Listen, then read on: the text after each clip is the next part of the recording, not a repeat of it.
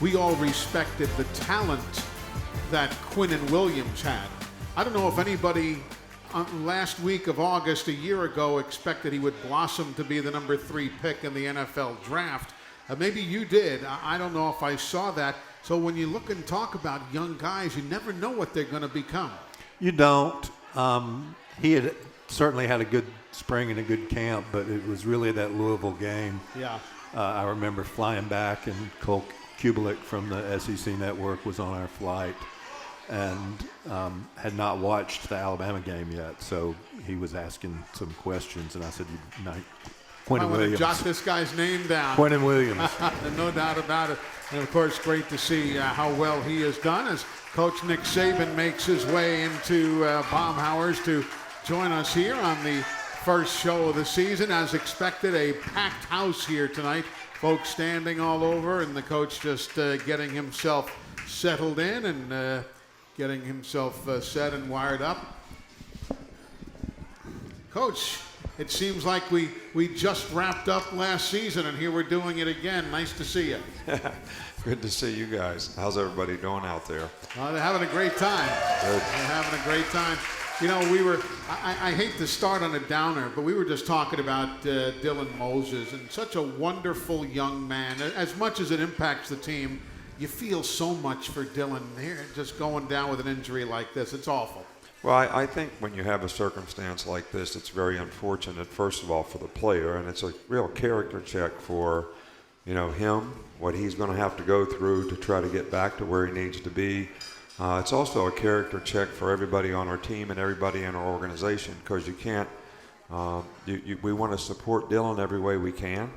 We also want to support the players that have to take his place so that they have an opportunity to be successful. And the players can't look at it like it's going to be something that's going to impact in a negative way what we want to try to accomplish this year as a team. Now, everybody might have to do a little bit more, or we may have to change a little bit, but you can't replace a guy like Dylan Moses. And I think what people don't understand, when you lose a signal caller on defense, it's very similar to your quarterback. Sure. It makes all the calls, makes all the adjustments, lots of checks on lots of different formations, and how that confidence helps the other players, especially in the front seven, play because they know those calls are going to be correct and they're going to be emphatic and they're going to be made with confidence. So, and I think that's the thing, that the younger players will be able to play football and run and tackle the guys just, pretty well. Sure. That won't be the issue. It'll be the game administration part of it that's the most difficult thing to replace. Getting the signal from the sideline, especially when teams go no huddle and fastball, getting it communicated, making the right calls, making the right checks. So that'll be the challenge for us and the young guys that we have. But you're absolutely right. Dylan Moses is one of the best people on our team. He's one of the best players on our team. Yep. But one of the best leaders on our team. Cease, jump on in. This time last year, I asked about the starting quarterback and didn't really get an answer. So I'm gonna try again. This year's quarterbacks in camp in August. How's Tua been? How's Mac been?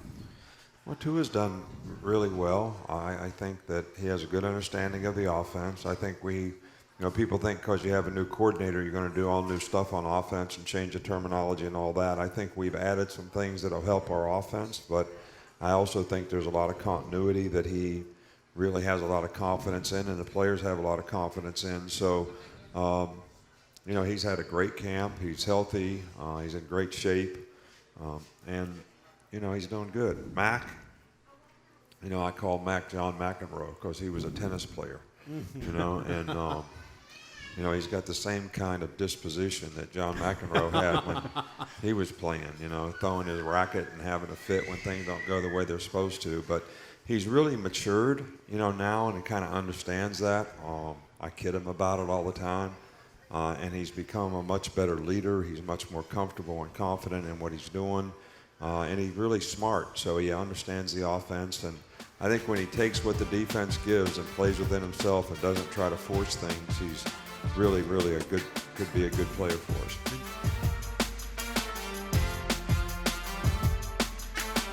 what could we do except have Pee Wee as our first caller of the night tonight? Pee Wee in Grand Bay, welcome to the show, sir. Oh, thank you very much. Pee Wee, we missed you, man. But I'm going to tell you before you ever ask. We got bigger problems than the offensive line. You understand? I know you're going to want to talk about all that. Hi, but we're good. We're good. I mean, all right, well, I'll take your word for that, Coach. no, go ahead and ask whatever you want. I'm just kidding. Nah, that's all right. Actually, I did want to ask a different question, per se. If you would you explain some of the rules that were implemented in the off-season, especially like the blindside block and how that would be enforced? Well, I think, let's see, blindside block is a big one, but really the only thing that the rule says is that you can't just take a shot at a guy and launch at a guy from the blind side and decleat him, that you can still block him. And the key to the drill is you got to lead with your hands. All right, so, you're going to block the guy like you would block him if you were blocking as a stock blocking receiver, as an offensive lineman blocking somebody, not just take somebody out, all right, because this leads to lots of injuries and it's a player safety issue. The two-man wedge rule on the kickoff return, I think is going to be, they made it for the front line and the back line. So we had to change the way we double team in the front line. You can't have adjacent blockers. They can be adjacent, but they can't be shoulder to shoulder. So you can have one guy forward and one guy sideways. You can't have two adjacent guys in the back end block anybody, so you got to keep spacing back there. And it doesn't really affect what returns you run or how you run them. It does change some of the coaching techniques we've all used for years, but I think what you're trying to eliminate is people blowing up the wedge. And they have, sort of tried to tighten up some of the personal fouls for hitting guys in the head and getting ejected, and making sure that every one of those are reviewed and that they have all the elements of targeting that is necessary to be able to kick a guy out the game and make him sit out, for another game. So, and I think those are the major ones. Those are the major ones, yeah. Those are probably the major ones. But, and I think, I don't think they're going to have any negative impact on the game at all. I do think they're probably positives for player safety. And I think that's important for everybody to understand. I mean, I know that everybody wants football to stay like football has always been. But I also think that, when your game is under attack a little bit for, some of the issues that we, sort of get the finger pointed at us relative to player safety, then I think, whenever we have the opportunity to pass rules that are going to help that issue, it's a good thing to do. Definitely so. Coach, again this season, we're asking folks to submit questions through the Nick Saban Show blog on AL.com. And Anthony in Slidell, Louisiana wrote in. He said, hey, Coach, I know when you've faced Duke coach David Cutcliffe many times in your history, he's been at different universities. What stands out most about his team? What makes him a great coach? Thank you, and roll tide. And David's he is a great guy, too.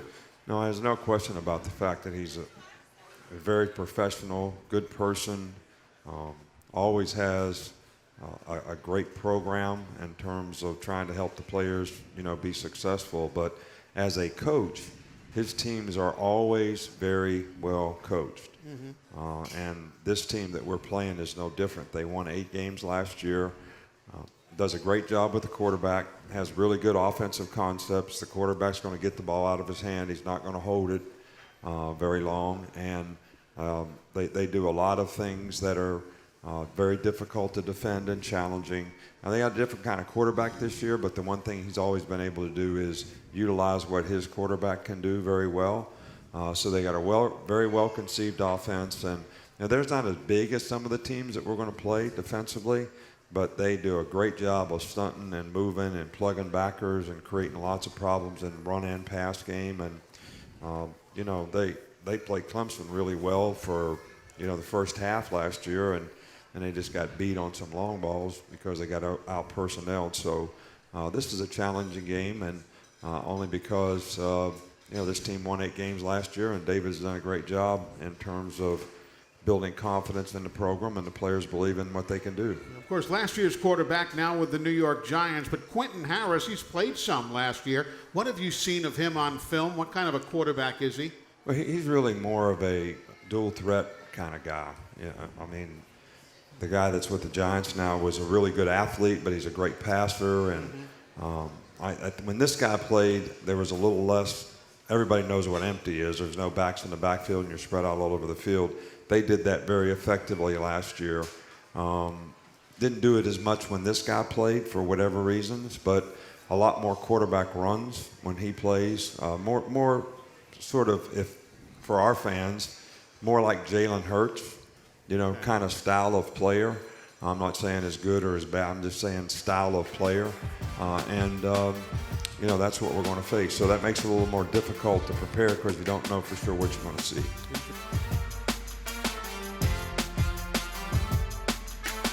Coach, we were just talking about what you've talked about and not wasting a failure. What's been the mental attitude of the players here in the fall camp, getting ready for the season on the heels of last year? Team has been good. I mean, we really have. I've been really pleased with the way this team has worked, stayed together. We don't have a lot of guys. We've had a couple guys that, exited the program, whether it was their choice or our choice for them to do that were what I call energy vampires. You spend all your time trying to manage them, and you can't spend any time with the guys that are doing things right. But this team has been really good. But I think the question that you pose to them is, why are we playing this game? What is the goal that we have in this game? And, we started out the season saying we really want to reestablish the identity of what Alabama football and the Bama way has been for us for, the last 10, 12 years. And I thought we lost that a little bit last year. So the players have been really committed to it. And I think the question you have to ask yourself, what's your opinion of us when the game is over?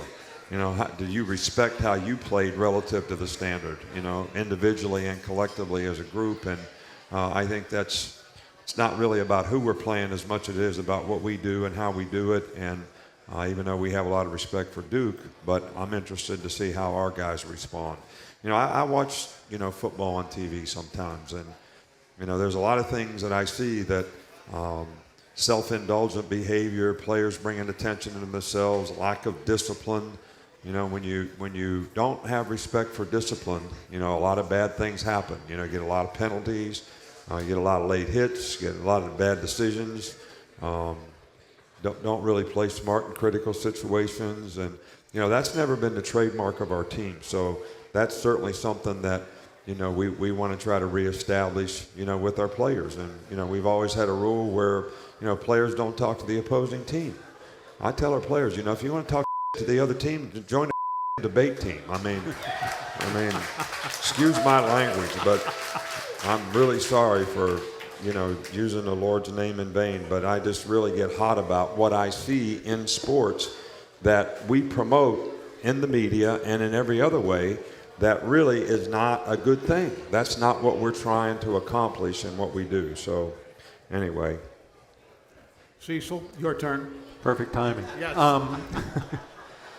Just as a follow-up to that, I got up this morning and listened to you on Dan Patrick's radio show, and you made a general comment about the importance of upperclassmen, of key players doing things the right way. I think he asked you about Tua parking in your parking place or something off the wall, but you had a pretty interesting statement, and I just wondered if you could review that a little bit. Well, what was it? Because I can't remember. I've had a lot of conversations since 7 o'clock this morning.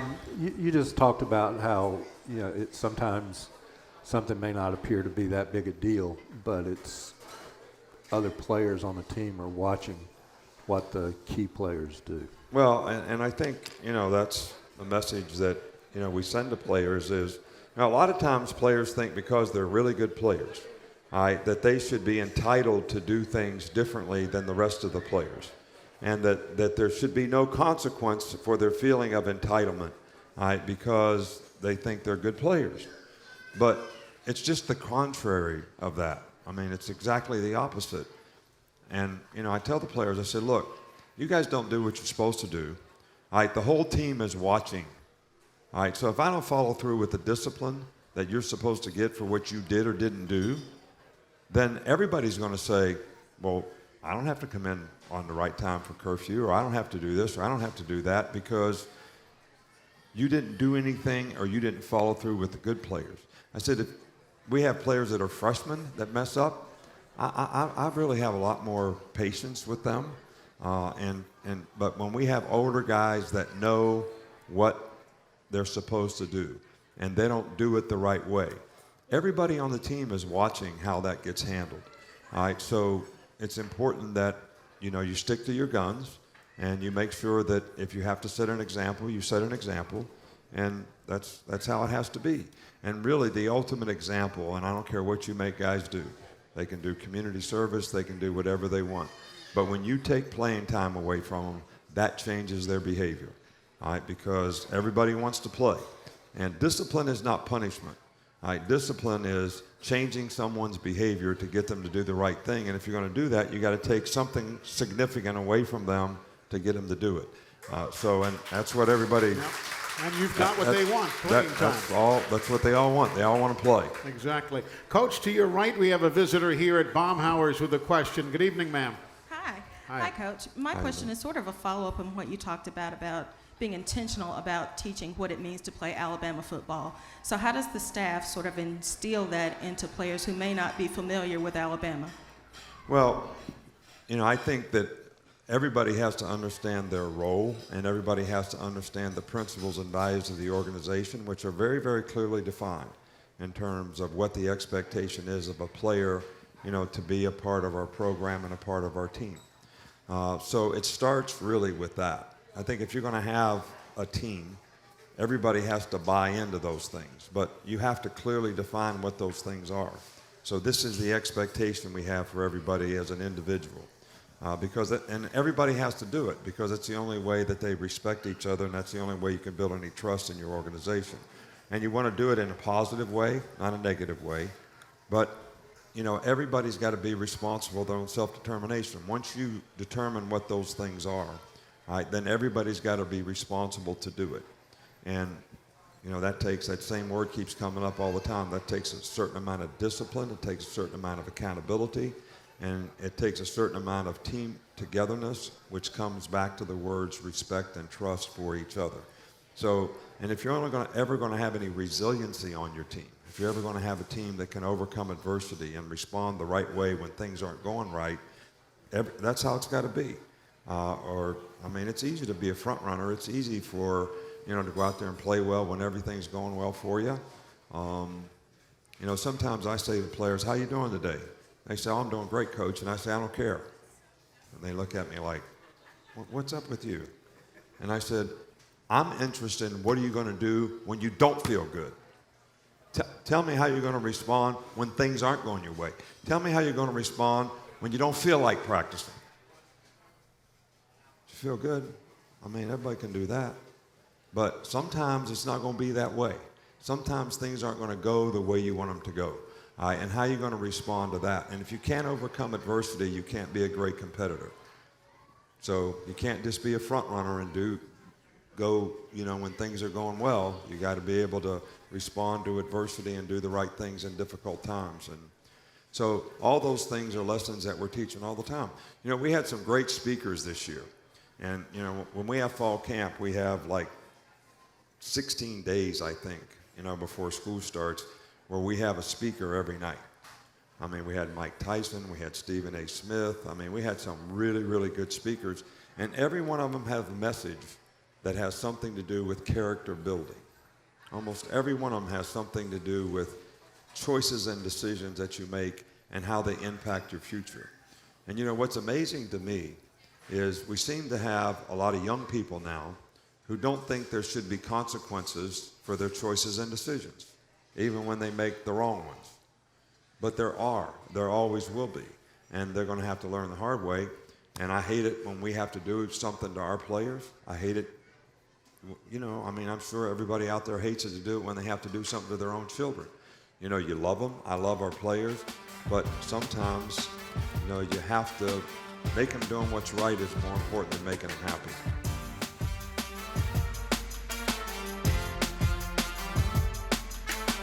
Time for our second caller of the night on the Academy Sports and Outdoors Hotline. Trent is down in Destin, Florida. Hey, Trent, welcome in. Hey, how's it going, Coach? Good, Trent. How are you?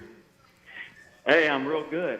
Hey, with the freshman linebacker you got starting this week, how do you prepare for the possibility of Duke going fast and throwing some, different motions and stuff at them that they may not be used to? Well, we can simulate those things as best we can in practice and try to expose these players to these things the best we can. And, I will say this for these two guys. All right, they're both bright guys, and it really means something to both of them. So they really, really study hard. They really try hard. But they do not have, and there's no way that we can give them the experience and the knowledge that comes with that experience of playing in games and have to make adjustments to things that you haven't practiced before. And almost every game that we play, we always see something that we've never seen before. So if a team thinks they can beat you, they just beat you with the same old stuff. But if they have a thought that they might have to do something different to beat you, then you usually see something that you haven't practiced. And that's going to be more difficult for young players to be able to adapt to those things in the game than it is to players that have played a lot and started and had, a lot of experience having to make adjustments and adaptations, systematically during a game. So those two things are going to be difficult, and they're only going to come with, as the players play. The first day, we were out there without Dylan in practice. There was a lot more mental errors because the communication wasn't as good as what people were used to it being. And it improved a lot today. And it's going to be the same way when it goes to the games. We're going to have some mistakes because these guys are new. All right, but then the next game they're going to do better, and they'll do better as they gain knowledge and experience. So, we're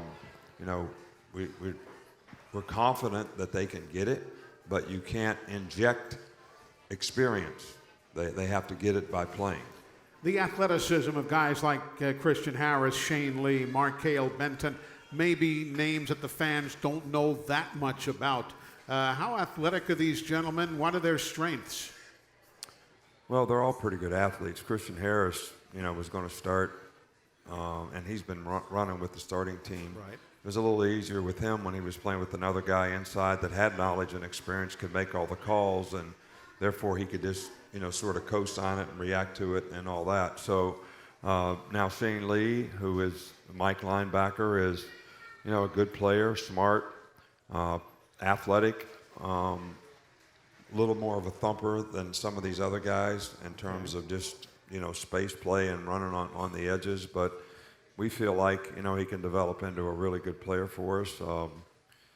Markale Benton is a really, really good athlete. So it's not going to be a matter of athletic ability. It's going to be, can you play winning football at your position? The key to playing inside linebackers, you got to be able to key and diagnose and be able to fit the right gaps.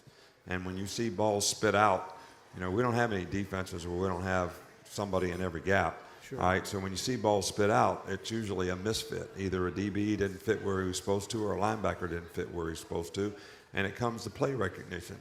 There's a lot of one-key positions in football. Play outside backer, you got to key one guy. You play defensive end, you got to key one guy. That's the guy that lines up right in front of you. Play nose guard, you got to keep one guy. That's the guy that's right in front of you. Play inside linebacker, you got to see the whole picture, and you got to react to pullers and counters. And there's some crazy plays, now in college football where, we get broom sweep this way, which means they're blocking the sweep opposite. Hand the ball off if you don't play it right, and if you do play it right, they run it the other way with the quarterback. They run counter one way. All right, you got to close it and play it that way. But if you don't do it right, the quarterback just keeps the ball and runs it the other way. All right, so it's actually, a more complicated sort of game now than I think it's ever been in the past. And before we break away, we talked about Dylan Moses. I didn't mean to not mention Josh McMillan. Here's another guy who I know is looking forward to an outstanding year, the fifth-year senior, and and he has the injury. Again, we come back to the common denominator. You feel so badly for the kid involved. Well, and Josh is as fine a person as you're ever going to find in the world, too. I mean, this guy's an engineering student. I mean, he grinds so hard, all right, to make it in engineering. And he's done it for 5 years now. He's worked so hard as a football player to get to his 5th year where he has an opportunity to play. And, that's so unusual now because most of the times if things aren't going right for guys, they cut and run. Yeah. I'm going to go someplace else where I can play or whatever. And, he was a team guy, and he was always for the team. And, man, you just hate to see anybody get hurt. But it seems like 2 of the best people on our team, got hurt so far this year.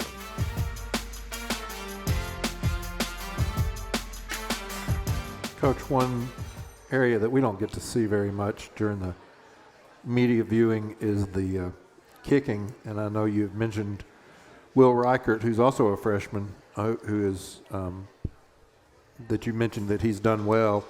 Was just curious if he would be handling the place kicking on Saturday, and what kind of expectations should people have for a freshman kicker with a lot of pressure on it? Well, Will's a very talented guy, and he's done extremely well in fall camp. And, we think that he can do a good job, but like any other guy, he's got the talent and ability to do it, but what's he going to do in the game? And so we're confident in him. He gets the ball up quickly. He's got a really strong leg. His accuracy in scrimmages and practice has been, very good. So he's also a very good punter. It would help and Skylar has really improved a lot in his punting. And those 2 guys are probably pretty close as to who would do that. We haven't had a guy for a long time that actually punted, kicked off, and kicked field goals. And the issue is not having the talent to do all those things, but how do you manage a guy through the season where he doesn't kick himself out because he's doing so many different things. And so, but we're going to try probably both punters in the game, see how Will does in the kicking aspects of it.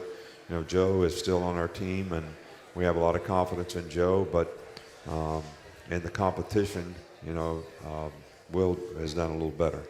One of the numbers I saw on the chart when I started doing my prep work, Reichert had 188 kickoffs in high school. 186 of them went for touchbacks. That's obviously a testimony to his leg.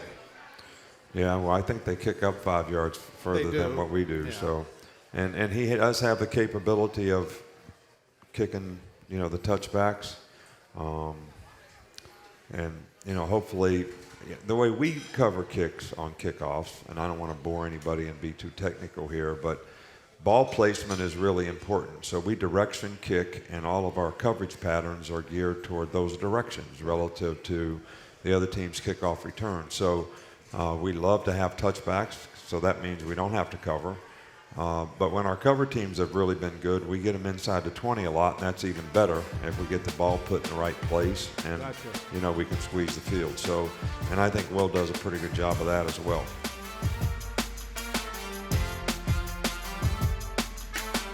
On the phone, we have Troy in Alabaster. Troy, welcome into the Nick Saban Show. Good evening, Coach. How you doing this evening? Good, Troy. How are you? I'm good, Coach. First off, just want to send well wishes to Dylan. Yes, Dylan. Well, we appreciate that, and I'm sure Dylan and his family does as well. And but Coach, we hear a lot about the RPO. I got 2 questions. We hear a lot about the RPO going into college football. First off, just want you to explain that a little bit. And what does Duke bring offensively that we will see on Saturday? I know you went in depth in it a little bit, but just could you explain it a little bit in depth? Let's talk first about thanks for your call about the run-pass options, first of all. Right. Do you like it? What's it all about? How do you decide what to do? I think he was looking for a little football 101 there. Oh, you're talking about RPOs? Yeah. I used to hate RPOs until we started doing it. Now I like them a little better. But, you know, an RPO is a run-pass option. And basically, you know, they probably started about 7 or 8 years ago.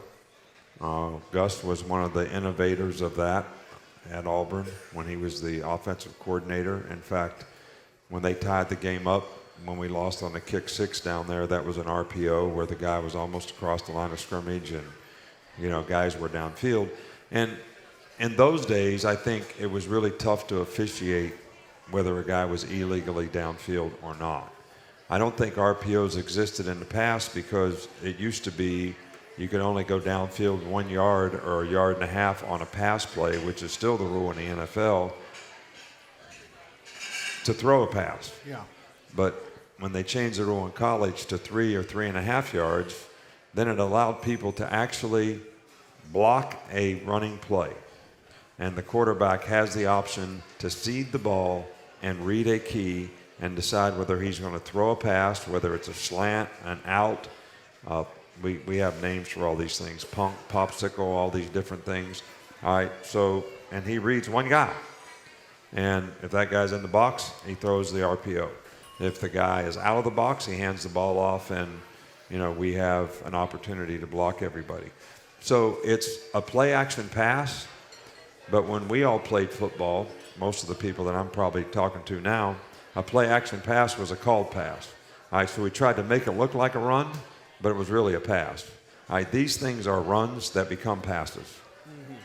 And you do it off of zone plays, you can do it off of power plays, you can do it off of, you know, various, you know, types of plays. What we try to do is we don't like let the guy run free at the quarterback when we're throwing him. Some people do that, and if you start mesh charging the quarterback, you know, you can really drill the guy. So we don't want our quarterback to get hit on him. So, but that's what an RPO is. It's a run-pass option. Is actually a running play that is called a running play with a pass pattern added to it that the quarterback is going to seed the ball and read one thing and decide whether he throws it or hands it off. His second question was a little bit more about the Duke Blue Devils. We had touched on it earlier, but, you know, Britton Brown, Deion Jackson, they're veteran running backs. The wide receivers are good, though they have caught very few passes. A general overview of that Duke offense. Right. Well, very well conceived offense, as I mentioned before, but the running back is a very good player, and he's a dual threat kind of guy. He's a very, very good receiver. They use him a lot in empty. They get him the ball a lot in empty. He's also a very good runner. Their offensive line is very efficient and effective in terms of what they do and how they execute their offense because they get the ball in the perimeter a lot if they can, and they're going to force us to defend the perimeter. They do throw RPOs at times. So, you know, this is a typical sort of spread offense that really has really good drop back elements to it in terms of what the quarterback can do. And that running back the coach was talking about, Deion Jackson, ran for nearly 900 yards last year and caught 26 passes out of the backfield. We're going to break away. We'll come right back. More with Coach Nick Saban. More of your phone calls as we are live here at Baumhauer's Victory Grill on the Nick Saban Show. Our next question is from the Nick Saban Show blog on AL.com. Crowbar down in Dothan says, hey, Coach, when do you really get a sense of the identity of your team? Is it following fall preseason camp, or does it take a few games into the season for the team identity and the leaders to truly emerge? Well, I think you get a bit of an idea of what kind of character you have on your team, what kind of competitive character they have, what kind of leadership you have, sort of early on. All right, but I think every team has to show that they have resiliency to sort of persevere the season. I think that, you know, as the season goes along, can players keep things in perspective? You know, you need to have confidence in what you're doing, and you need to have confidence in each other, but too much confidence kind of breeds complacency, and that breeds a blatant disregard for doing what's right. not enough confidence makes guys anxious and risk aversive and not willing to do things maybe the way they're supposed to because they're afraid it's not going to work or whatever. All right, so there's a balance in there that every team has to have this resiliency to be able to sustain those things regardless of what happens during the course of the season. And that's something you don't know until you go through it. I kind of felt like our team last year was pretty good in the beginning, but, it just seemed like as the season went on, after the LSU game, we lost a little spunk some kind of way. And, I take responsibility for that, but it just was something wasn't the same. And so you really can't predict it, and I don't know that you can see it coming all the time. You try to manage, every game, one game at a time, and get everybody to stay focused. But sometimes it's the personality of the cast of characters and how they affect the people long term. Coach, we're to that time of the show where we ask you for your final word. And again this season, your final word presented by Mercedes-Benz. Mercedes-Benz, the best or nothing. Well, I think the goal this year for me at least, and I hope everybody else understands this, is, I really want our players to get back to playing their best. Sometimes you can come in first and not be your best, and sometimes you come in second and you are your best. I don't know which one of those is actually better. I think from a character standpoint and from a player standpoint, it's better to be your best, even if you don't come in first. You learn, the things that are going to help you be more successful in life. You do things the right way. You represent, yourself, your family, the University of Alabama, our program, our fans, all the traditions of the school in a very positive way. And I think that, sometimes expectations can make you lose sight of all those things. And I think those things are still important in the program. I hope our fans and our supporters value that. And that's certainly something that we're going to try to reestablish with this team. If we can do that and we can get everybody to buy in, I feel like we can have a really good team, and the sky's the limit for what the team might be able to accomplish. We're going to have to be fortunate not to lose key players at key positions, which, hasn't necessarily been so far. All right, but that's what we, is going to be a real key to the drill too, because there's just some positions and some players that are very difficult to replace. Well, Coach, listen, thank you so much for your time as always as we get the season going, and I hope you travel safely to Atlanta tomorrow. Well, and I want everybody out there to know that we certainly appreciate all the support that you've given us, through the years. The players really appreciate it. They're going to appreciate a great crowd in Atlanta that's very supportive of them. The enthusiasm has always been great. The atmosphere that's created is one of the things that have made the team here what it is, and has also helped us continue to be able to recruit the kind of players that we need to have to be able to continue to have success, and our fans really contribute to that. So a great show of support in Atlanta will certainly be appreciated, and I hope it sustains the season with great enthusiasm. Amen to that. Coach, thanks a lot. Have a good night.